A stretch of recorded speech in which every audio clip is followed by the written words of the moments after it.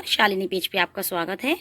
अगर आप हरियाली से प्यार करते हैं और आप छोटा सा सही लेकिन अपना गार्डन चाहते हैं तो ये बेशक मुमकिन है।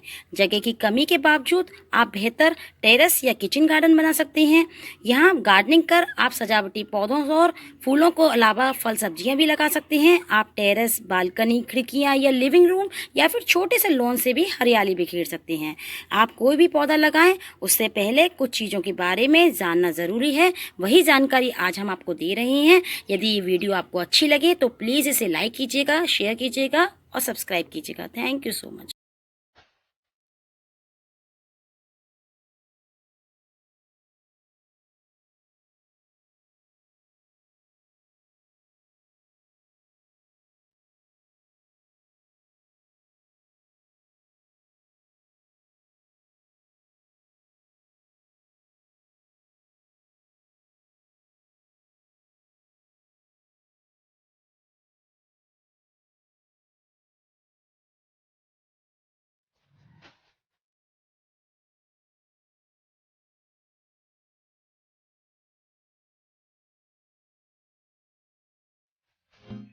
ये मीठी नीम का पौधा है, यानी कि कड़ी पत्ता।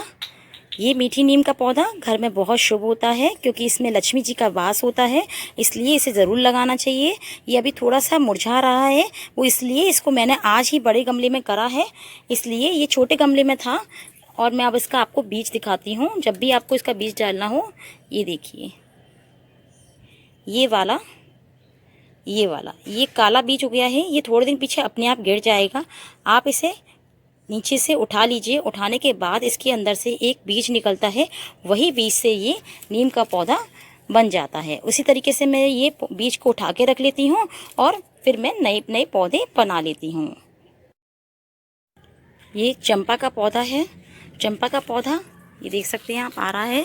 इसमें ये छोटे छोटे फूल आ रहे हैं, ये देखिए। यदि आपको इसको लगाना है तो आप इसे यहाँ से, इस जगह से तिरछा काट दीजिए यहाँ से, और इसका ये वाली डंडी है, इसको निकाल के दूसरे गमले में ट्रांसफ़र कर दीजिए। इसमें दूसरा पौध बन जाएगा। ये कनेर का पौधा है।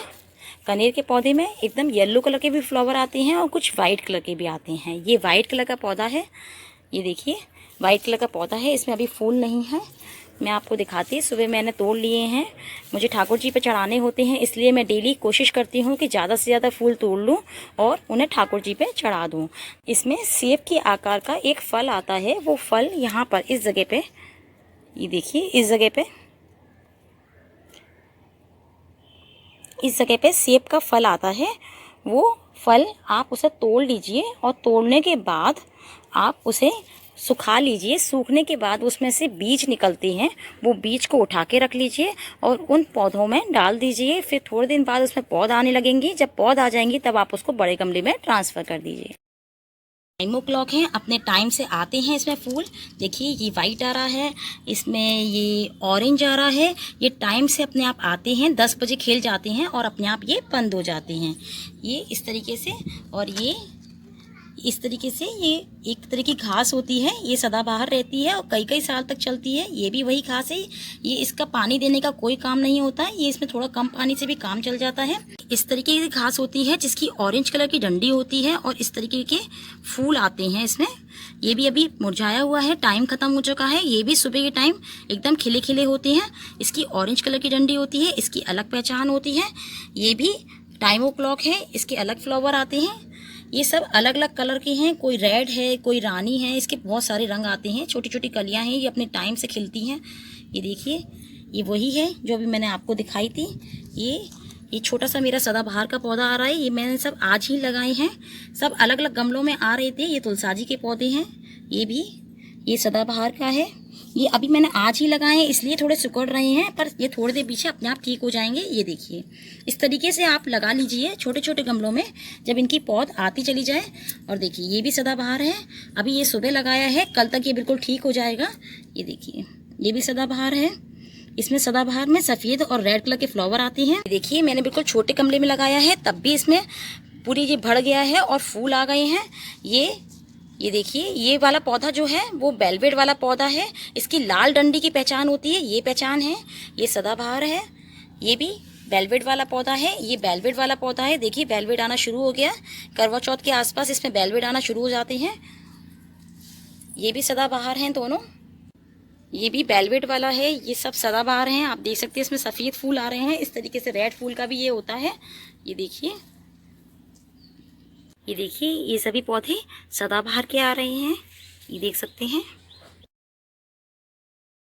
और देखिए, ये सदाबहार का पौधा आ रहा है, आप देख सकते हैं। सदाबहार के पौधे में थोड़ी लंबी पत्ती होती है और बीच में एक वाइट लाइन ज़रूर होती है, ये देख सकते हैं। और इसकी हरी डंडी होती है। ये सदाबहार का पौधा है। ये वो वेलवेट वाला पौधा आ रहा है, देखिए इसकी ये लाल डंडी है। इसकी पहचान होती है, इसकी लाल डंडी है। तो ये जो पौधा है वो वेलवेट वाला आ रहा है और ये सदाबहार का पौधा आ रहा है। गमले में आ रहा है, इसलिए हम इसको इस तरीके से निकाल लेंगे, क्योंकि बड़े गमले में यदि पानी डाला तो ये मर जाएगा। इसलिए हम इसको इस तरीके से निकाल लेंगे और छोटे गमले में हम इसे लगा देंगे। ये ऐसे करके हम इसे छोटे गमले में बस लगा देंगे। छोटे गमले में हम इसलिए लगा रहे हैं क्योंकि इसमें पानी हम बहुत कम देते हैं, तो ये आराम से आ जाएगा। यदि आप बड़े गमले में लगाएंगे तो वो उसके नीचे, पानी के नीचे आके मर जाएगा। इस तरीके से हम सभी पौधों को आपस में एक दूसरी जगह पर ट्रांसफ़र करते रहते हैं। देखिए, ये मनी प्लांट आ रहा है। मनी प्लांट आप किसी बड़ी चीज़ में लगाइए, क्योंकि मनी प्लांट बहुत फैल जाता है। उसकी यही जड़ होती है मिट्टी में जो समा के रहती है। और देखिए, ये आप बस डंडी कहीं से भी तोड़ लीजिए, जहाँ से इसकी पत्ती ख़त्म हो रही है, यहाँ से। पर आप जब इसे काटें तो तिरछा काटें। आप जब भी इसे काटें तिरछा काटें, और किसी भी बोतल में लगा सकते हैं, पानी में, वो घर में लगा सकते हैं, और छोटे गमले में भी इसे लगा सकते हैं। इसे काट के आप इसका एक नया प्लांट भी बना सकते हैं। मनी प्लांट की एक बेल तोड़ के आप उसे घर के अंदर भी लगा सकते हैं, क्योंकि ये छांव के अंदर आ जाता है।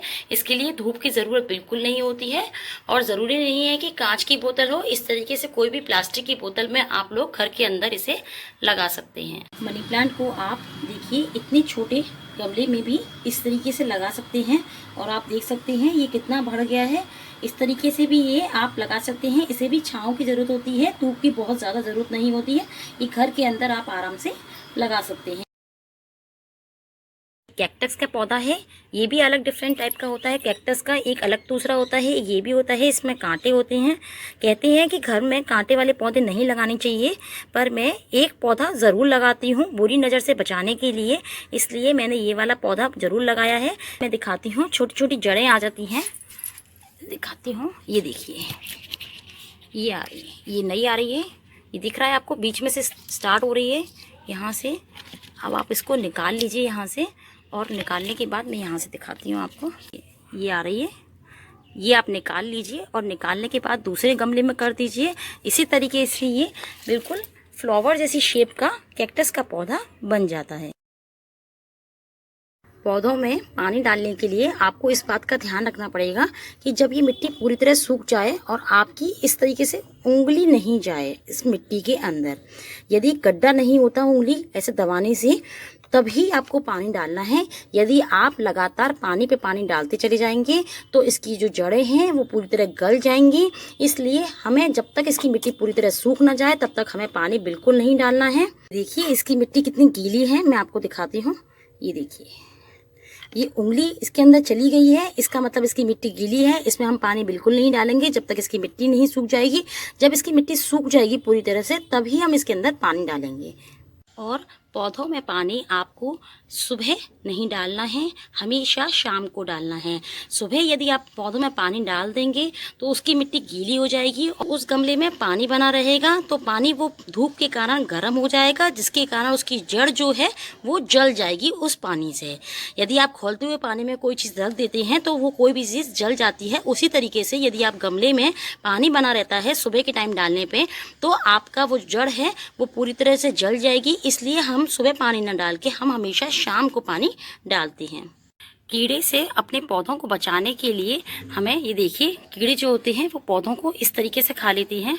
ये ये देखिए इस तरीके से खा लेते हैं। कोई टिड्डा खा जाता है, ये देखिए कीड़ा लग गया है ऐसा, या तो आप उन पत्तियों को तोड़ दीजिए, वरना आप इस बात का ध्यान रखिए जब भी पानी डालें ऊपर पत्तियों के ऊपर से पानी डालें। और 1 से 2 महीने के बाद आप इसके ऊपर DDT पाउडर जो मार्केट में किसी भी केमिस्ट की दुकान में मिल जाता है, आप वो लेके आइए और उस DDT पाउडर को इस तरीके से कोई भी पाउडर के डिब्बे में आप भर दीजिए और इस तरीके से पत्तियों पे, बस इस तरीके से जैसे पाउडर छिड़कते हैं इस तरीके से आप पत्तियों पे छिड़क दीजिए और 3 से 4 दिन पीछे इसी तरीके से रहने दीजिए। उसके बाद आप इन पत्तियों को धो दीजिए, तो उससे आपके पौधे में कीड़े नहीं लगेंगे और जो भी कीड़े होंगे वो मर जाएंगे। इससे आपके पौधे और हरे और खूब अच्छे हो जाते हैं, इसलिए हम DDT पाउडर ज़रूर डालते हैं। और पौधों के लिए 3 महीने बाद आप इस तरीके का ये खाद का पैकेट आता है, ये पैकेट बाज़ार से आराम से मिल जाता है, किसी भी खाद वाले की दुकान पे आप वो मंगा लीजिए।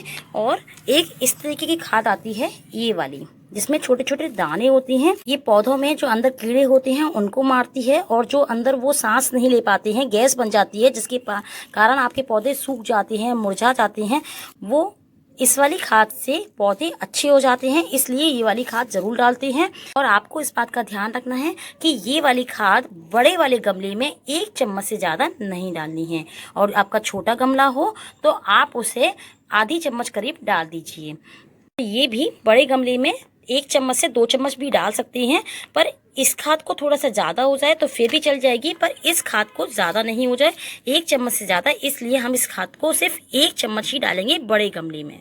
या फिर आप थोड़ी सी मिट्टी लीजिए, उसमें इन दोनों खादों को मिला लीजिए थोड़ा सा, और सभी गमले में ऊपर ऊपर की तरफ डाल दीजिए, वरना हर गमले में आपको खोदना पड़ेगा, उसकी गुड़ाई करनी पड़ेगी, तब आपको डालना पड़ेगा। इसलिए आप दोनों खाद को एक थोड़ी सी मिट्टी में मिला लीजिए, और मिलाने के बाद हर गमले में थोड़ा थोड़ा 3-3 महीने पीछे डालती रहिए। वो आप एयर टाइट डिब्बे में भर के रख दीजिए। ये 4 से 5 साल इसका कुछ नहीं बिगड़ता है। बस आप हर 3 महीने पीछे 1 चम्मच खाद हर पौधे पे डाल। मीठी नीम के पौधे पर लक्ष्मी जी का वास होता है, इसलिए ये हर किसी के घर पे नहीं आता है। यदि आप इसको अच्छी तरह से प्यार करेंगे तो ये ज़रूर आएगा। इसे हमेशा पूरब और उत्तर के कोने में ही रखना चाहिए। इसे हम कड़ी पत्ता भी कहते हैं। वास्तुशास्त्र के हिसाब से ये बहुत ही शुभ माना जाता है। वास्तुशास्त्र के हिसाब से तुलसा जी को हमेशा पूरब और उत्तर के कोने में, ईशान कोण में ही लगाना चाहिए। पाम के पौधे को लगाने से सुख और शांति आती है, इसलिए इसे पश्चिम दिशा में ही लगाना चाहिए। शमी के पौधे पर शनि भगवान का वास होता है। के दिन हमेशा शमी के पौधे पे तेल का दिया जलाना चाहिए शनिवार को। इससे शनि भगवान प्रसन्न होते हैं, ये बहुत शुभ माना जाता है। वास्तुशास्त्र के हिसाब से इसे हमेशा दक्षिण की दीवार पे ही रखना चाहिए। मनी प्लांट को हमेशा किसी के घर से तोड़ के लाना चाहिए, कभी उससे मांग के नहीं लाना चाहिए, तो मनी प्लांट नहीं आता है। चाहे आप कह सकते हैं चोरी करना, पर मनी प्लांट आता तभी है। और इसे आप पश्चिम दक्षिण के कोने में लगाइए, यानी कि पश्चिम का दीवार हो, पीछे दक्षिण की दीवार हो, उसके बीच का जो कोना होता है उसी कोने में मनी प्लांट को लगाना चाहिए। इससे ये शुभ होता है। वास्तुशास्त्र के हिसाब से ये मनी प्लांट पैसों की बरसात करता है, इसलिए इसे हमेशा पश्चिम दक्षिण कोने में ही लगाना चाहिए। यदि आपको प्लांटों की और भी जानकारी चाहिए तो आप डिस्क्रिप्शन बॉक्स पे लिंक पे क्लिक करके मेरी और भी वीडियो को देख सकते हैं। मेरी ये वीडियो आपके लिए थोड़ी सी भी हेल्पफुल हो तो प्लीज़ इसे लाइक कीजिए, शेयर कीजिए एंड सब्सक्राइब कीजिए, और मेरे चैनल का बेल आइकन हिट करना ना भूलिए ताकि आप मेरी फ्यूचर का नोटिफिकेशन देख पाएँ। Thank you so much.